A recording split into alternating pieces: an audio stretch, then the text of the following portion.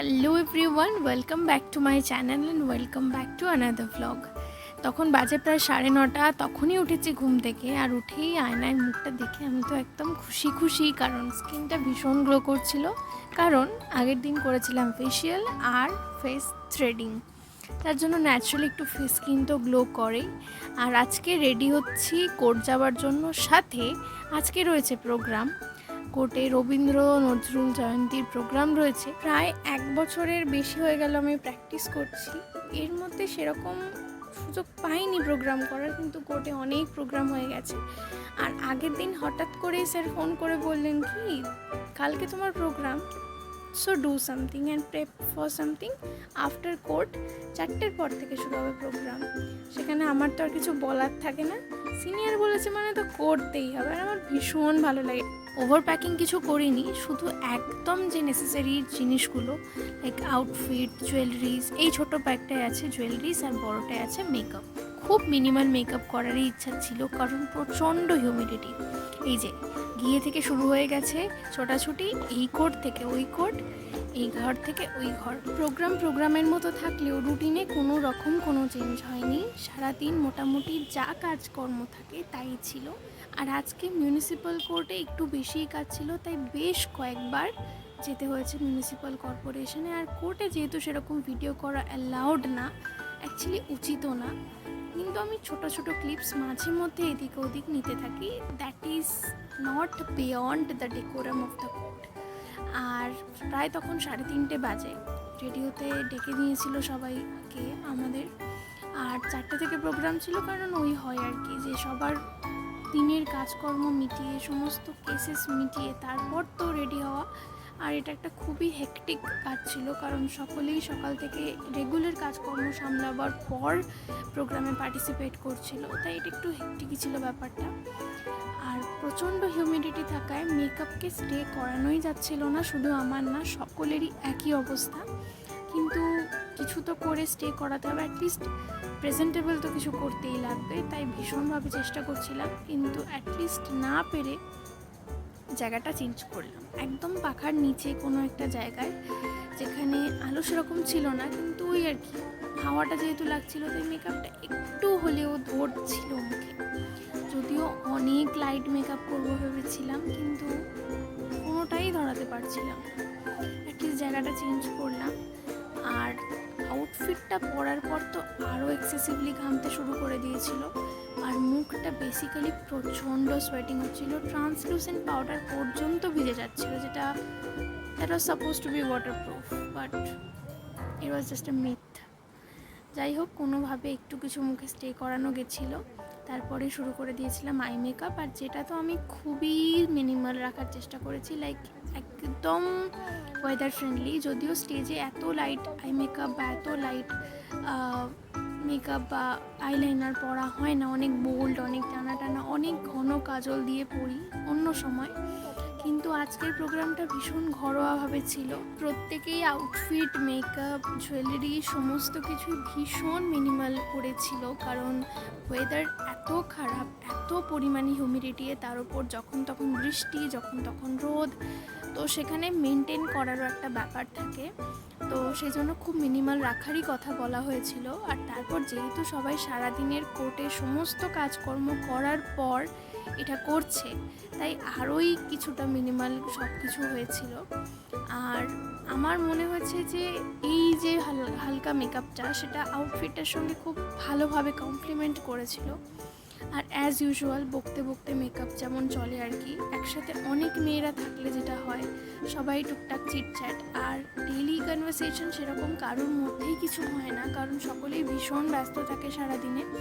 এইরকম ছোটো ছোটো অকেশন, ছোটো ছোটো প্রোগ্রামের সময় সবাই একটু অন্যভাবে একে অপরকে চিনতে পারে, একটু অপরকে জানতে পারে যে কার কি অ্যাডিশনাল ট্যালেন্ট রয়েছে, কার কি থটস বিভিন্ন প্রোগ্রাম শুরু হবার কথা যদিও ছিল 4টের সময়, কিন্তু ওয়েদারের জন্য, সকলের রিশিডিউলড কাজের জন্য প্রোগ্রাম শুরু হতে হতে হয়ে গেছিলো প্রায় 5টা। তো 5টার পর যেহেতু শুরু হয়েছিল তাই আস্তে আস্তে প্রতিটা জিনিসই ডিলে হতে থেকেছিল। তবে থ্যাঙ্ক গড কি 5টার পর শুরু হয়েছিল, কারণ যতই বলি তাড়াতাড়ি আধ ঘন্টা 1 ঘন্টার মধ্যে রেডি হয়ে যাব, কিন্তু সেটা পসিবল না। বেসিক্যালি নাচের ক্ষেত্রে সব কিছু ভীষণ রকম পুট টুগেদার, ভীষণ রকম গুছিয়ে করতে হয়, কারণ একটা স্টেজ পারফরমেন্স আর একটা জাস্ট নর্মাল পার্টি অ্যাটেন্ড করা is not something very similar. আচ্ছা, এবারে লেটস ব্রেক দ্য আউটফিট। তো আজকের ইভেন্টের জন্য আমি পরেছিলাম মায়েরই লাল সাদা একটা তাঁতের শাড়ি, আর তার সাথে ছিল শান্তিনিকেতন স্টাইলের হাতে কাজ করা ব্লাউজ আর বাটিক, যেটা আই গেস পারফরমেন্সের সময় তো দেখাই যাবে। আর তার সাথে ছিল সিলভার জুয়েলারি, কারণ সিলভার জুয়েলারিটা ভীষণ ঘরোয়া লাগে, অনেক আই সুদিং লাগে। আর যেহেতু খুব বললাম আগেই যে খুব ঘরোয়া প্রোগ্রাম, তাই সিলভার জুয়েলারি আর জুঁই ফুলের মালা। এবারে অনেকেই বলবে যে খোঁপা কেন কেন কেন বেনি। আমার বেনি করতে সব জায়গায় একটু বেশিই ভালো লাগে, কারণ বেনি একটা স্ট্যান্ড করে একটা অন্যরকমভাবে। আমি শেষ অবধি জানতাম না যে মা আজকের প্রোগ্রামে আসতে চলেছে, কিন্তু মা শেষমেশ আসলো আমাকেই শুধু সঙ্গ দেওয়ার জন্য, প্রায় 2 ঘন্টা জার্নির পর। প্রোগ্রামের মাঝেই চলছিল স্ন্যাক্স ব্রেক, আর যেটা একটা ইন্টিগ্রাল পার্ট। এই অনুষ্ঠানগুলো হয় বলেই জানতে পারা যায় যে ওই সাদা কালো কোটের আড়ালে মানুষের কত রকমের রঙিন ট্যালেন্ট থাকে। এই শরৎ পারফরমেন্সটা এতটাই সুন্দর ছিল যে সকলেই মন্ত্রমুগ্ধ হয়ে গেছে, মানে অনেকে জানতোই না যে উনি এত ভালো শরৎ বাজান। আর এই যে অ্যাট লাস্ট 7টার 7:30টার সময় আমার প্রোগ্রামের স্লট ছিল, and here was my performance.